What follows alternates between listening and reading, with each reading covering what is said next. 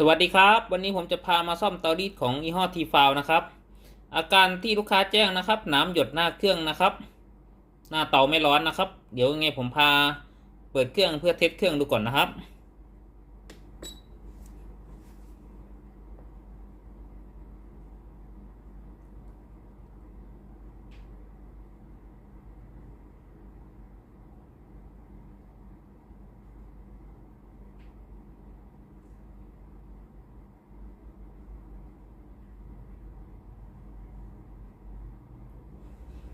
ลองเอามือสัมผัสในส่วนของตัวหน้าเตาดูก่อนนะครับตัวนี้หน้าเตาไม่ร้อนเลยนะครับเตารีดของทีฟาวนะครับถ้าหน้าเตาไม่ร้อนนะครับตัวนี้ไฟจะไม่หายกระพริบนะครับไฟตรงนี้นะครับแล้วก็จะไม่สามารถใช้งานเครื่องได้นะครับกดปุ่มจ่ายน้ำก็จะไม่ออกที่หน้าเตานะครับเดี๋ยวผมจะพาแกะข้างในเครื่องดูก่อนนะครับว่าสาเหตุเกิดจากอะไรนะครับเดี๋ยวพาวัดไฟมาเลี้ยงในส่วนของตัวหน้าเตานะครับมันมีไฟมาเลี้ยงในส่วนของตัวหน้าเตาหรือเปล่านะครับผมจะพาแกะในส่วนของตัวเครื่องนะครับ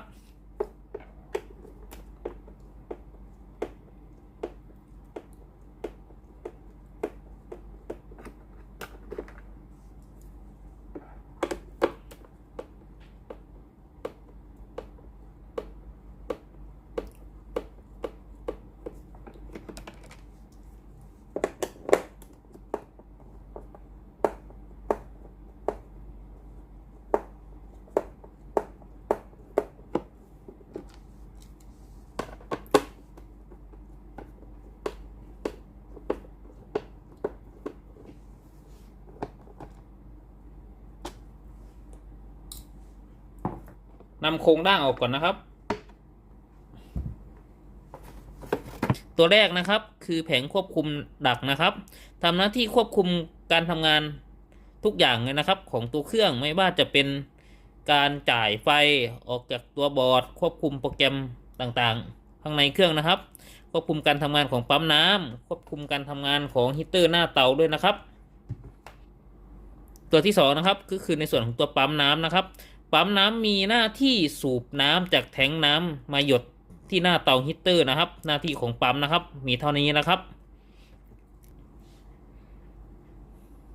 เดี๋ยวผมจะพาวัดไฟไปเลี้ยงในส่วนของตัวฮีตเตอร์หน้าเตานะครับว่ามีไฟจ่ายออกจากแผง power supply หรือเปล่านะครับหรือในส่วนของตัวแผงควบคุมนะครับอยู่ในตัวเดียวกันนะครับเดี๋ยวนำบอร์ดออกมาก่อนนะครับ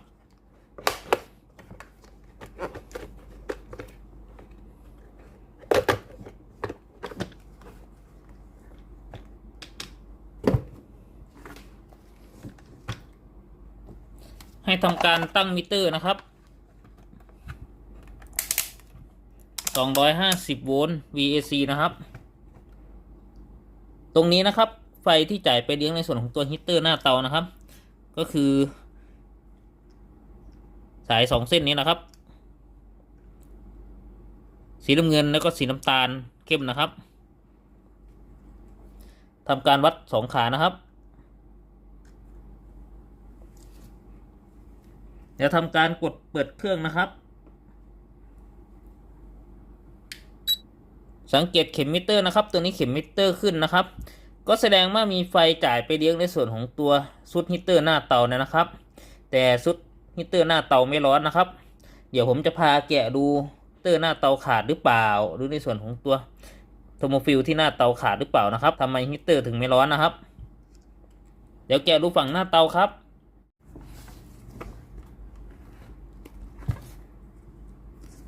นำปุ่มแคลคีนออกก่อนนะครับ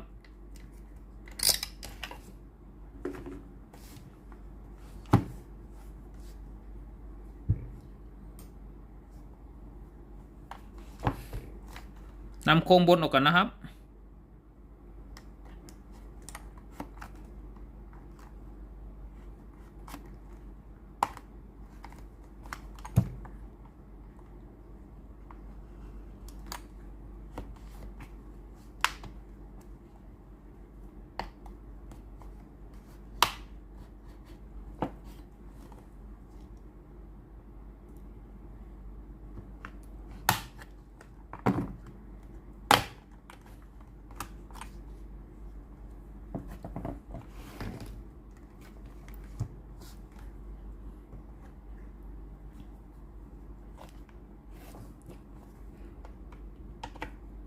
นำน็อตออกก่อนนะครับ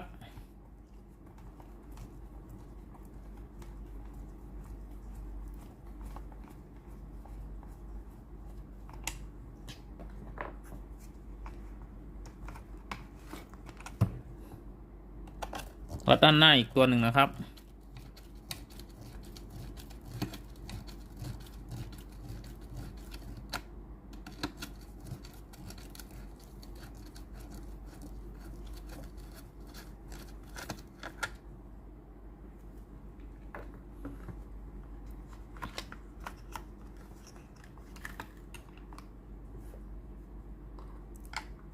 เอาสายไฟซ็อกเก็ตออกก่อนนะครับ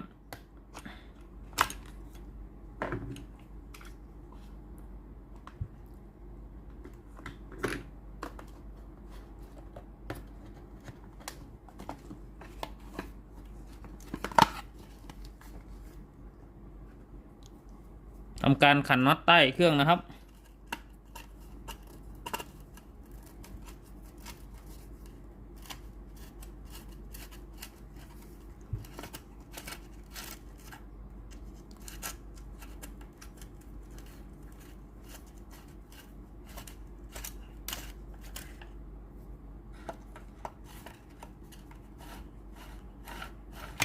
นำโครงบนออกนะครับ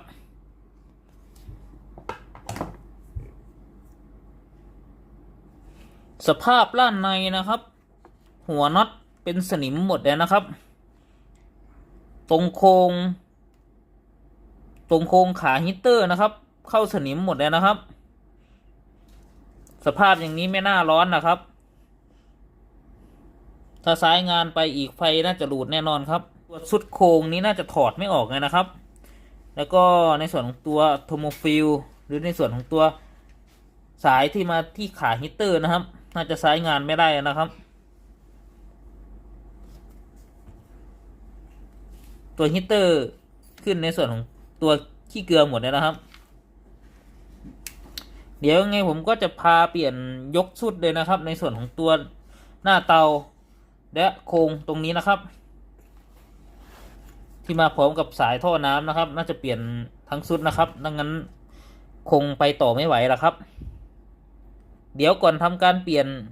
ในส่วนของตัวอะไรนะครับ เดี๋ยวผมทำการอธิบายหลักการทำงานคร่าวๆนะครับของเตารีดของรุ่นนี้นะครับหลักการทำงานของเตารีดรุ่นนี้แบบคร่าวๆนะครับเมื่อมีการเสียบปลั๊กไฟ220โวลต์นะครับก็คือเสียบในส่วนของตัวปลั๊กไฟบ้านนะครับไฟ AC 220โวลต์นะครับจะวิ่งจ่ายเข้ามาเลี้ยงในส่วนของตัวบอร์ดพาวเวอร์นะครับเป็นขาสีน้ำเงินแล้วก็ขาสีน้ำตาลนะครับ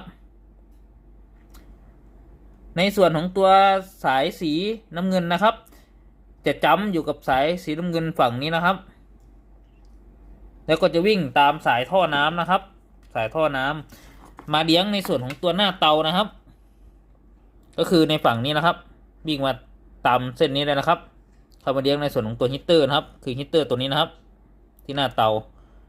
มารออยู่ที่ฮีตเตอร์นะครับรอการทำงานนะครับยังไม่ครบวงจรส่วนสายสีน้ำตาลอีกเส้นหนึ่งนะครับเป็นไฟบ้านนะจะต่อจ้ำอยู่กับสายสีแดงนะครับตรงนี้นะครับและต่อมาเลี้ยงในส่วนของตัวปั๊มน้ำนะครับรอการทำงานนะครับตัวปั๊มน้ำจะยังไม่ทำงานนะครับเมื่อมีการกดปุ่ม power นะครับที่ตัวแผงควบคุมนะครับหรือที่บอร์ด power นะครับตัวเดียวกันนะกดปุ่ม power นะครับระบบสวิตชิ่งด้านในของบอร์ด power supply นะครับตัวนี้ก็จะเริ่มทำงานนะครับก็จะจ่ายไฟชุดเล็กไปเลี้ยงในส่วนของตัว CPU นะครับผมจากนั้น CPU ก็จะสั่งคอนโทรลวงจรควบคุมดีเลย์นะครับก็คือในส่วนของตัวดีเลย์สีขาวนี้นะครับให้ต่อไฟจ่ายออกที่เส้นสีน้ำตาลนะครับคือเส้นนี้นะครับผ่านในส่วนของตัวสายท่อน้ำนะครับแล้วก็วิ่งมาเข้ามาในส่วนของตัว Turbo Fill 1ตัวนะครับเป็นฟิลควบคุมอุณหภูมิที่หน้าเตานะครับผ่านในส่วนของตัว Turbo Fill นะครับสายสีน้ำตาลนะครับก็จะมาเลี้ยงในส่วนของตัวฮีตเตอร์นะครับที่หน้าเตานะครับเมื่อในส่วนของตัวฮีตเตอร์หน้าเตานะครับเริ่มเกิดความร้อนนะครับตัว NTC นะครับที่ตรวจจับความร้อนที่หน้าเตาตรงนี้นะครับ จากค่าปกตินะครับค่าจะสูงนะครับเมื่อเจอกับความร้อนนะครับค่าความต้านทานก็จะต่ำลงนะครับประมาณ 2-3K นะครับตัว CPU รับรู้ได้ว่าในส่วนของตัวหน้าเตาร้อนเนี่ยนะครับก็จะสั่งตัดไฟไปเลี้ยงในส่วนของตัวหน้าเตานะครับโดยผ่านรีเลย์ตัวนี้นะครับสั่งตัดต่อนะครับขึ้นอยู่กับหน้าเตาว่าร้อนน้อยร้อนมากนะครับเมื่อไฟแสดงสถานะพร้อมใช้งานนะครับก็คือไฟหน้าเตานี่นะครับหยุดกระพริบนะครับเครื่องพร้อมใช้งานนะครับเรากดปุ่มจ่ายน้ำนะครับตรงนี้นะครับ CPU ก็จะรับรู้ได้ว่า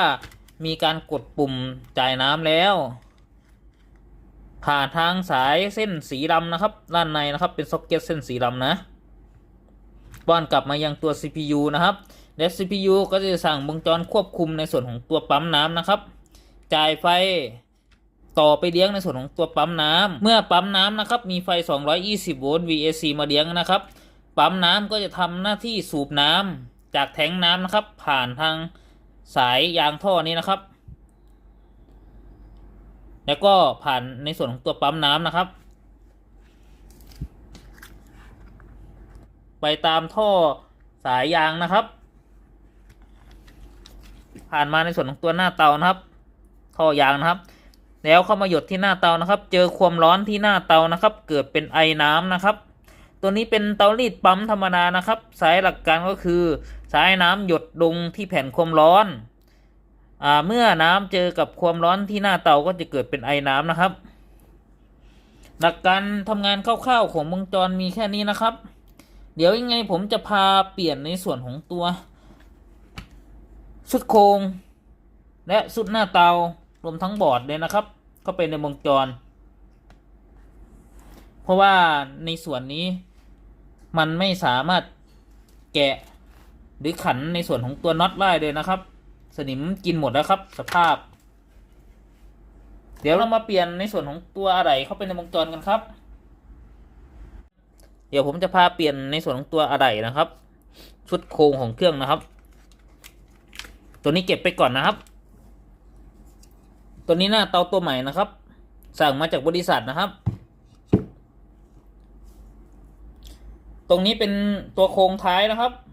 เดี๋ยวใส่เข้าไปในวงจรก่อนนะครับตัวใหม่นะครับสั่งมาจากบริษัทตัวเก่าถอดไม่ได้เลยนะครับ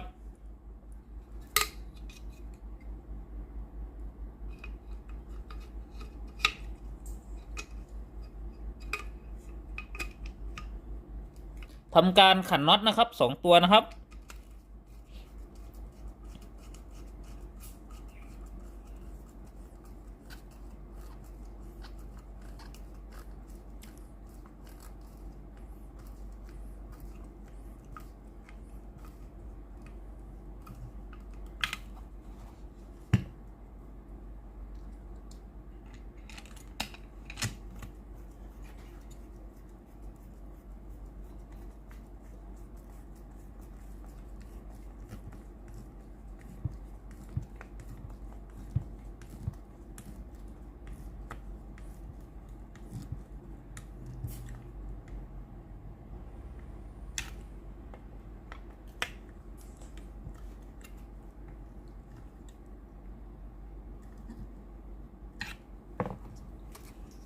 ตัวนี้คือชุดโครงตัวใหม่นะครับสั่งมาจากบริษัทนะครับผมสายท่อน้ำนะครับ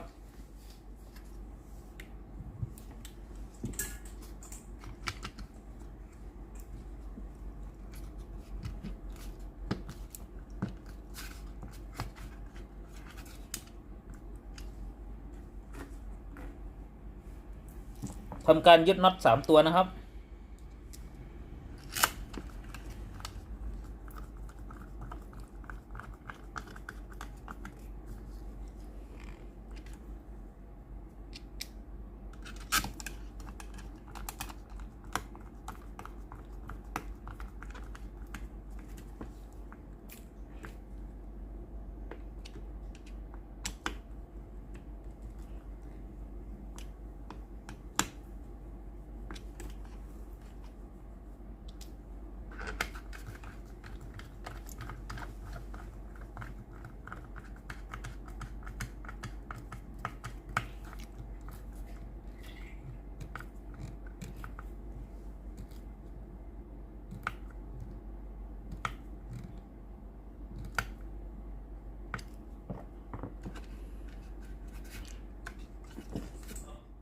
ตรวจสอบอีกรอบหนึ่งครับมันแน่นหรือเปล่า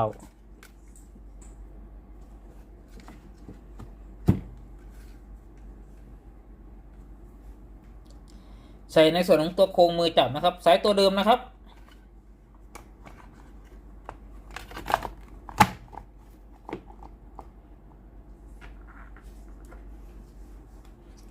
ใส่ในส่วนของตัวสวิตช์ปุ่มกดจ่ายน้ำนะครับตัวนี้เป็นตัวใหม่นะครับตัวเก่าสภาพไม่ดีแล้วนะครับมันเข้าสนิมตรงซ็อกเก็ตนี่นะครับเปลี่ยนตัวใหม่เลยนะครับ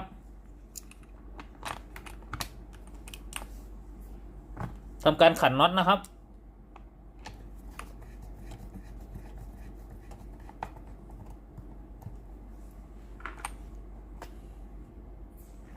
น็อตด้านท้ายด้วยนะครับ1ตัว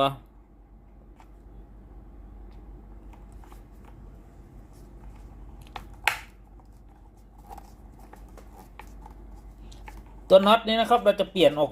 ใหม่หมดเลยนะครับตัวเก่าเราจะไม่เอานะครับเพราะว่าเข้าสนิมเลยนะครับเทสดูสวิตช์จ่ายน้ำนะครับว่ากดได้หรือเปล่า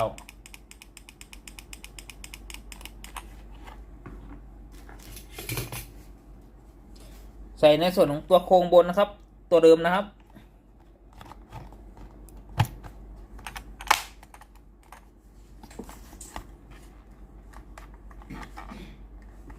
ทำการขันน็อตนะครับอีก2ตัวนะครับ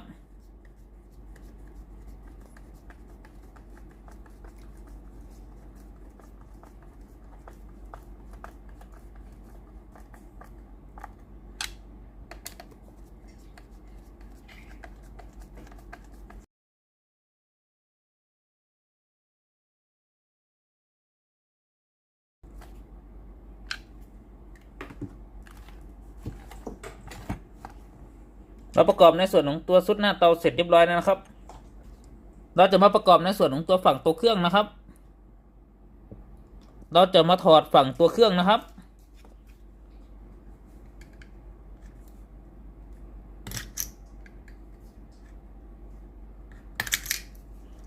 ถอดสายกาวด้วยนะครับ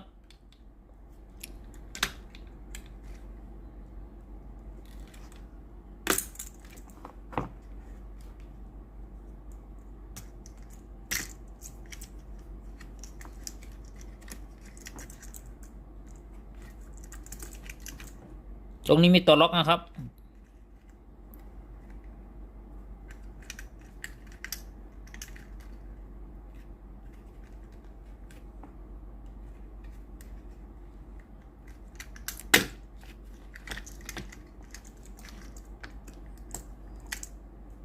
นำคลิปล็อกออกก่อนนะครับ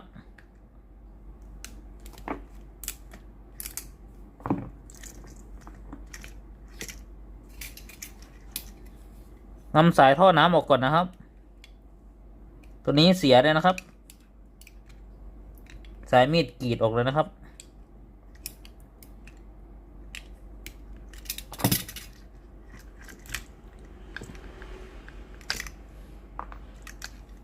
เอาสายแพรออกด้วยครับ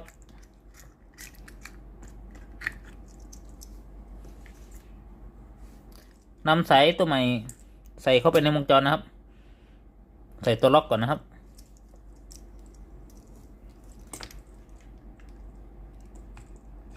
ใส่ท่อยาง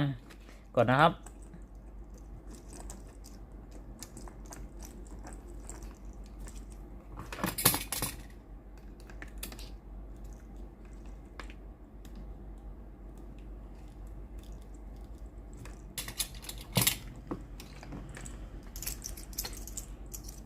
ใส่ในส่วนของตัวสายแพรก่อนนะครับ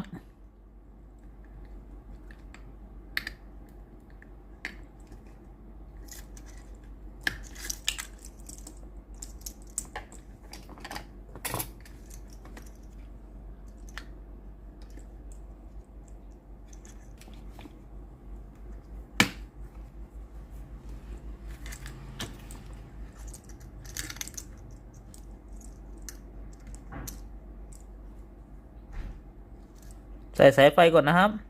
จะไปเลี้ยงหน้าเตานะครับ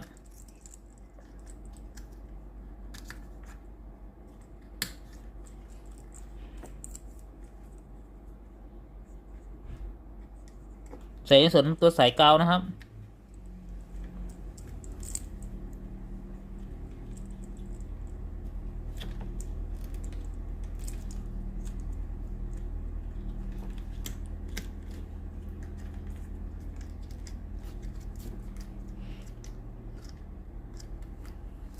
เสร็จเรียบร้อยนะครับ ใส่ในส่วนของตัวบอร์ดเข้าไปในตัวโครงของเครื่องนะครับ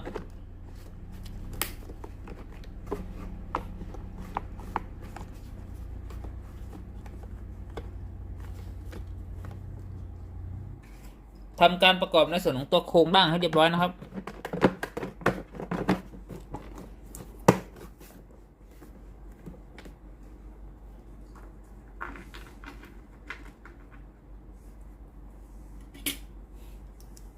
ขันน็อตนะครับ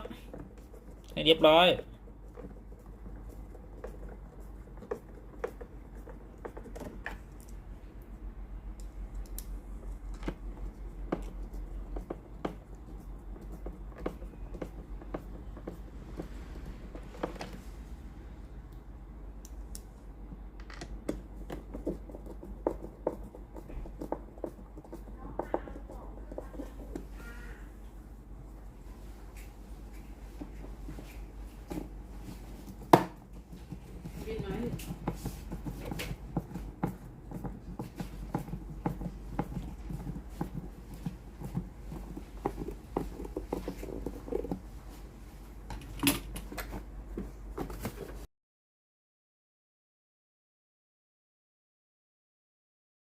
จากที่เราเปลี่ยนในส่วนของตัวอะไรเสร็จเรียบร้อยแล้วนะครับเดี๋ยวพา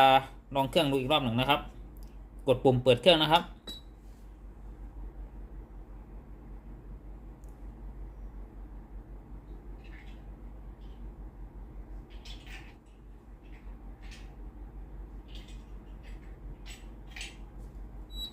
ตอนนี้เครื่องพร้อมใช้งานเลยนะครับ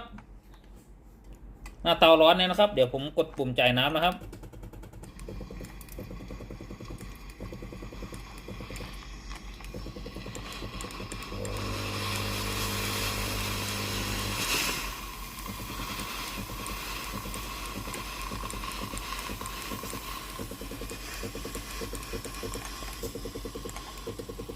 ตอนนี้ไอ้น้ำออกปกติแล้วนะครับ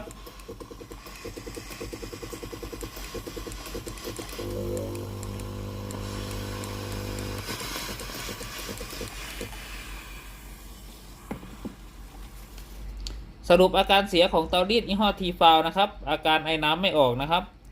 ตัวนี้ฮีตเตอร์เสียนะครับเสียลักษณะฮีตเตอร์ขาดนะครับรั่วลงกาวนะครับแล้วก็ในส่วนของตัวซุดบอร์ดด้านหน้านะครับตัวนี้ไม่สามารถใช้งานได้นะครับเข้าสนิมหมดเลยนะครับและซุดโครงนะครับเปลี่ยนยกซุดนะครับอาการนี้นะครับขอบคุณครับที่รับชมคลิปวิดีโอครับขอบคุณมากๆครับฝากกดไลค์กดแชร์กดติดตามให้ด้วยนะครับขอบคุณมากๆครับสวัสดีครับผม